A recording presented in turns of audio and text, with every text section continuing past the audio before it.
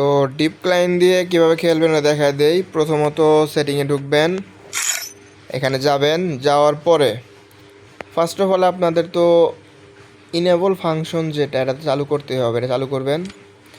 আর normally এমবট legit আর হচ্ছে এমবট rage আর আপনাদের draw enemy এগুলো চালু করবেন।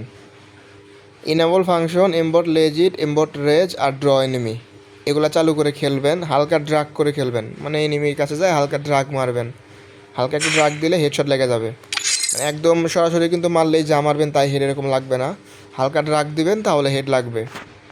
আর যারা টুর্নামেন্ট খেলবেন এই যে এটা বন্ধ করে দিয়ে রাখবেন। এটা বন্ধ করে দিয়ে রাখলে লোকেশন দেখাবে না, আপনার পাশে বসে কেউ খেলা দেখলেও বুঝতে পারবে না যে আপনি হ্যাক লাগাই খেলতেছেন, এরকম আর কি। তো যাই হোক, যারা নর্মালি খেলবেন তারা হচ্ছে এমবট লেজিট, এমবট রেজ আর হচ্ছে ড্র এনিমি এগুলা দিয়ে খেলবেন।